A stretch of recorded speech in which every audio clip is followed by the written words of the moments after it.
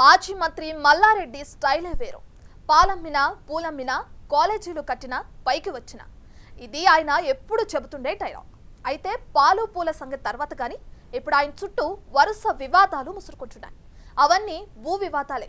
మేడ్చల్ జిల్లా పరిధిలో మల్లారెడ్డికి చాలా భూములున్నాయి, విద్యా సంస్థలు ఉన్నాయి, వ్యాపారాలు ఉన్నాయి. అయితే రోజు ఏదో ఒక వివాదం చుట్టూ తిరుగుతూనే ఉండాల్సిన పరిస్థితి. తాజాగా సుచిత్ర భూ వివాదంతో మరోసారి హెడ్లైన్స్ లోకి వచ్చేశారు మల్లన్న.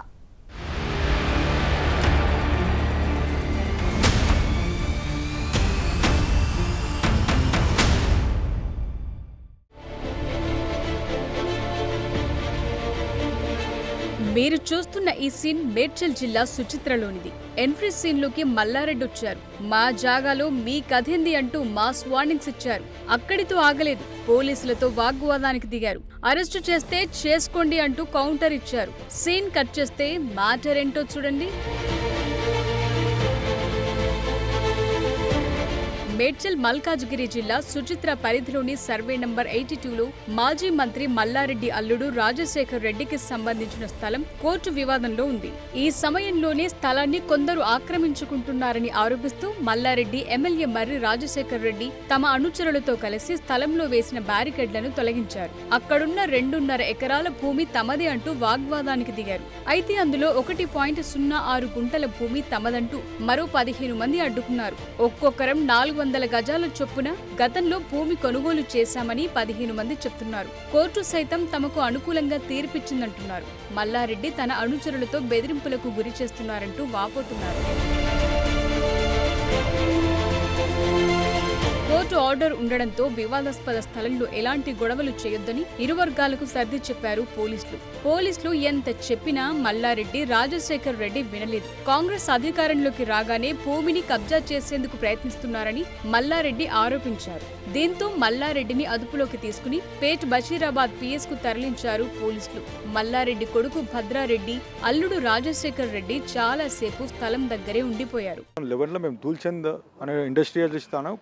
ప్రాపర్టీ ఇది. ఆయన దానికి ముందు 20 years నుంచి ఆయన ఇండస్ట్రీ ఇక్కడ నడిపిస్తున్నాడు. కాంపౌండ్ వాళ్ళ బౌండరీస్ అన్నీ కూడా అప్పటి నుంచే ఉన్నాయి. సో వీళ్ళు మధ్యలో వచ్చి ఇప్పుడు ఏదో డాక్యుమెంట్ క్రియేట్ అయింది వాళ్ళకి, ఇప్పుడు పొజిషన్ లేకుండా డాక్యుమెంట్ క్రియేట్ అయింది వాళ్ళకి, అవి ఇప్పుడు వాళ్ళు క్లెయిమ్ చేస్తున్నారు అంతే. నేను ఒక మాట చెప్తున్నాను, కోర్టు ఆర్డర్ ఉంటే చూపియాలా. కోర్టు ఇచ్చి రాత్రి దొంగల లెక్క రారు ఎవరన్నా. కోర్టు ఆర్డర్ ఉంటే పోలీస్ స్టేషన్లో ప్రొటెక్షన్ కోసం అడిగి వాళ్ళు బాధ్యత చేసుకోవాలి. రాత్రి 2 గంటలకు గోడలు దుంకి సీసీ కెమెరాలు కట్ చేసి సెక్యూరిటీని ఫోన్లు గుంజుకొని వాళ్ళని లోపల బంధించి అది అట్లా కరెక్ట్ కాదు కదా. అది ఎప్పటి నుంచి ఉంది వాళ్ళకి లింక్ డాక్యుమెంట్ ఏముందా, మరి ఎక్కడి నుంచి వచ్చింది ఆ డాక్యుమెంట్? ఇప్పుడు పక్కన డిఫెన్స్ ల్యాండ్లో పోయింది.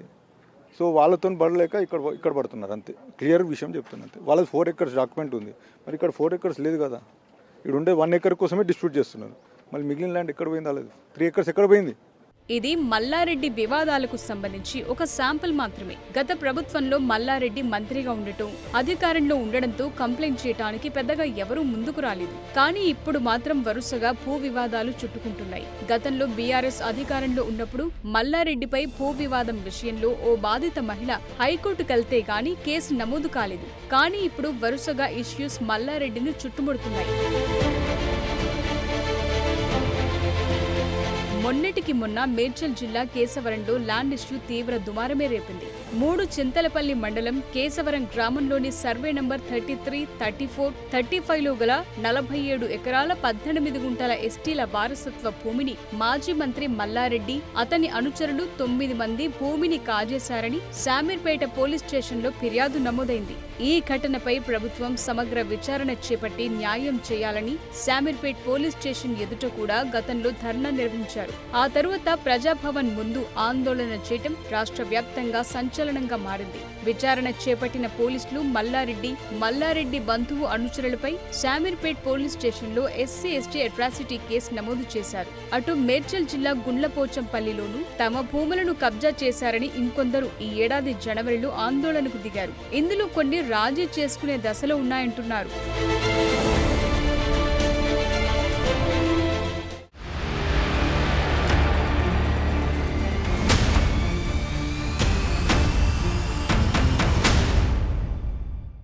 తెలంగాణలో పరిచయం అక్కర్లేని పేరు మల్లారెడ్డి.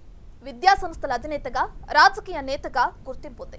విద్యా సంస్థల్లో జరిగే ఈవెంట్స్లలో డాన్స్ చేసి హోరెత్తిస్తుంటారు. గత బీఆర్ఎస్ ప్రభుత్వంలో కీలకంగా ఉన్నారు. కానీ కాలం ఎప్పుడు ఒకేలా ఉండదు కదా. అప్పుడు తొడలుగొట్టిన మల్లన్న ఇప్పుడు వరుస భూ వివాదాల్లో ఇరుక్కుంటున్నారు. అంతేకాదు పొజిషన్లోకి వెళ్లి వాగ్వాదాలకు దిగుతున్నారు. సో చెప్పాలంటే మల్లారెడ్డి చుట్టూ వివాదాలు కొత్తవి కావు, అలాగని తీసి పారేసేవి కూడా కావు.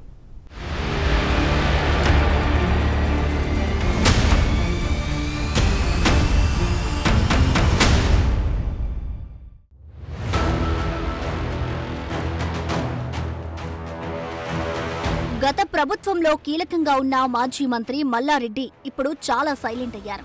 భూ బాధితులంతా తెరపైకి వస్తున్నారు, తిరగబడుతున్నారు, రోడ్డెక్కుతున్నారు, మల్లారెడ్డిని కార్నర్ చేస్తున్నారు. ఒక దశలో మల్లారెడ్డి తనపై ఆరోపణలు చేసిన నాటి ఎంపీ రేవంత్ రెడ్డిపై తీవ్రస్థాయిలో రెచ్చిపోయారు. తొడలు కొట్టారు, చూసుకుందాంరా అంటూ ఫైర్ అయ్యారు. కానీ కథ మారిపోయింది.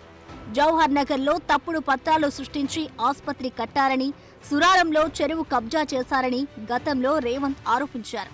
ప్రభుత్వ భూములు కబ్జా చేసి ఆస్పత్రి, కాలేజీ కట్టాడని, మల్లారెడ్డి వర్సిటీకి అనుమతి వచ్చిన భూమి కూడా కరెక్ట్ కాదన్నారు.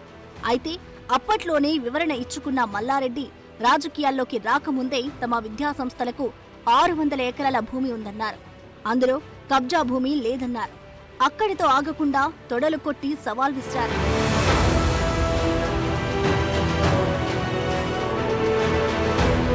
మాజీ మంత్రి మల్లారెడ్డి ఎలా పైకొచ్చారు అని ఎవరైనా అడిగితే ఆయన చెప్పే సమాధానం ఒక్కటే: పాలమ్మినా, పూలమ్మినా, కష్టపడ్డా, కాలేజీలు పెట్టినా, సక్సెస్ అయినా, మంత్రైనా అంటూ ఇన్నాళ్లు స్పీచ్లిస్తూ వచ్చారు. పాలమ్మిన, పూలమ్మిన, కాయ కష్టం చేసిన అధ్యక్ష, చెమటొడిచిన, హాస్పిటల్ పెట్టిన, మెడికల్ కాలేజ్ పెట్టిన, పేదలకు సేవ చేసిన, యూనివర్సిటీలు పెట్టిన, స్కాలర్షిప్ మీద పేద పిల్లలకు విద్యని ఇచ్చిన, ఎంపీ అయినా, ఎమ్మెల్యే అయినా, మా దేవుడి కేసీఆర్ దయతోటి ఇవాళ కార్మిక శాఖ మంత్రి కూడా అయిన అధ్యక్ష. మా శాఖ అభివృద్ధియే భాగంగా ఆయన ఆశన సాధన కోసం కృషి చేస్తున్న అధ్యక్ష.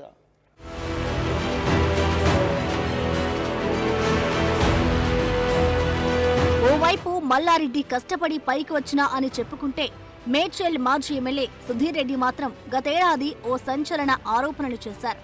మల్లారెడ్డి పాలమ్మో, పూలమ్మో పైకి రాలేదని, మైసమ్మగుడిలో చెరువు సిక్కం భూములను కబ్జా చేసి అందులో కాలేజీలు కట్టారన్నారు. అది మ్యాటర్. వాటిని మల్లారెడ్డి పెద్దగా పట్టించుకోలేదు.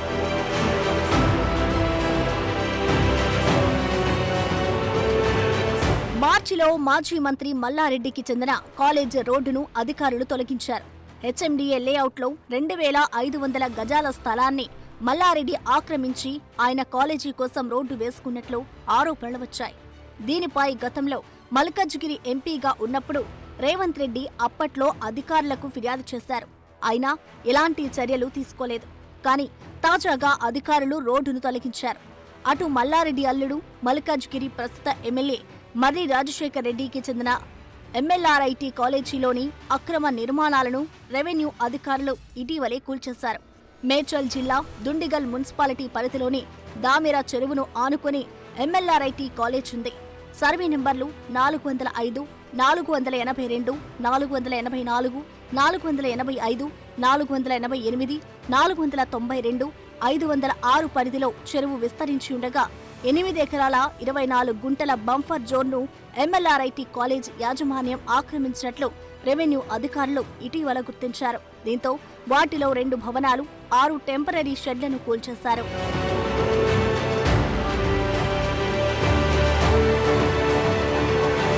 ఈ అక్రమ నిర్మాణాలకు సంబంధించి ముందుగా మేడ్చల్ కలెక్టర్ షోకాజ్ నోటీసులు జారీ చేశారు. సరైన సమాధానం ఇవ్వకపోవడంతో పోలీస్ బందోబస్తు మధ్య మున్సిపల్, రెవెన్యూ అధికారులు కూల్చేశారు. మధ్యలో కోర్టు స్టే ఉండగా ఎలా కూల్చివేస్తారని ప్రశ్నించారు. అయితే ఉన్నతాధికారుల ఆదేశాలతో చట్ట ప్రకారమే కూల్చివేతలు చేపట్టామని అధికారులు చెప్పడంతో మల్లారెడ్డికి సపోర్ట్గా వచ్చిన బీఆర్ఎస్ ఎమ్మెల్యేలు వెనుదిరిగి వెళ్లిపోయారు. ఓవైపు కాలేజీ భవనాల కూల్చివేతలు కొనసాగుతుండగానే మాజీ మంత్రి మల్లారెడ్డి సీఎం సలహాదారును వేం నరేందర్ రెడ్డిని కలవడం చర్చనీయాంశంగా మారింది. పార్టీ మారుతారన్న ప్రచారం జరిగింది. సీన్ కట్ చేస్తే లోక్సభ బరి నుంచి తప్పుకుంటున్నట్లు మల్లారెడ్డి ప్రకటించారు. ఆ తర్వాత బీజేపీ అభ్యర్థి ఈటెల గెలుస్తారని ఆయన ముందే చెప్పడం ఇవన్నీ వివాదాలను మరింత రాజేశాయి.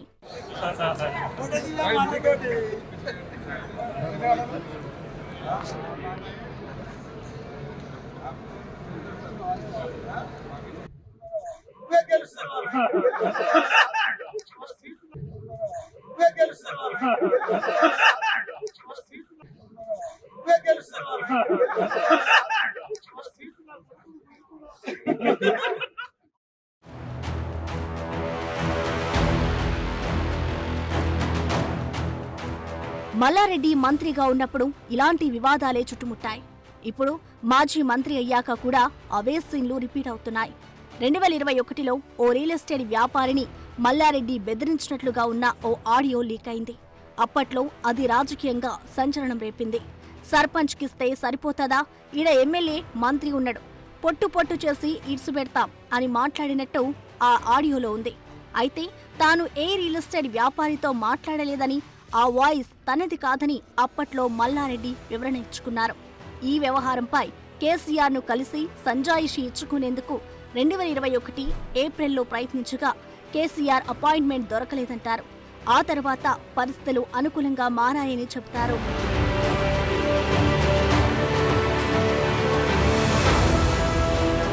మరోవైపు 2022 నవంబర్లో మంత్రిగా ఉన్నప్పుడు మల్లారెడ్డి ఇంట్లో ఐటీ సోదాలు జరిగాయి.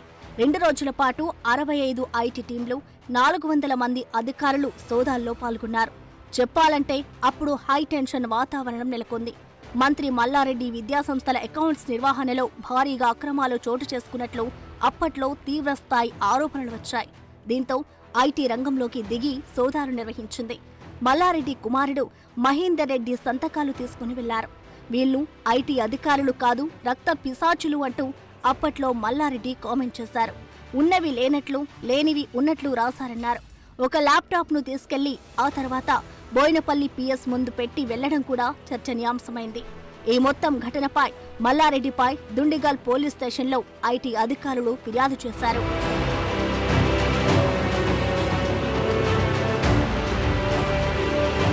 మల్లారెడ్డి స్థిర ఆస్తుల విలువ, భూములు, భవనాల విలువ కలిపి 90,24,8,741 రూపాయలుగా ఉన్నట్లు ఇటీవలి ఎన్నికల అఫిడవిట్లో తెలిపారు. తమ స్థిరాస్తులు సురారం, దూలపల్లి, అలియాబాద్, జీడిమెట్ల, యాడారం, గుండ్లపోచంపల్లి, కండ్లకోయ ప్రాంతాల్లో ఉన్నట్లు అఫిడవిట్లో పేర్కొన్నారు. అదే 2018 ఎన్నికల అఫిడవిట్లో స్థిరాస్తులు విలువ 49,26,79,933 రూపాయలుగా చూపించారు. అది మ్యాటర్. 2018తో పోలిస్తే 2023 నాటికి 40 కోట్లు ఎక్కువగా చూపించారు. సో లెక్క ఏదైనా తక్కువ కాకుండా చూసుకున్నారు. బట్ భూముల వివాదాల నుంచి ఎలా బయటకొస్తారనేదే కీలకంగా మారుతోంది. వరుస భూ వివాదాలపై రాజీ కుదుర్చుకుంటారా, వదులుకుంటారా, కోర్టుల్లో తేల్చుకుంటారా అన్న చర్చ జరుగుతోంది.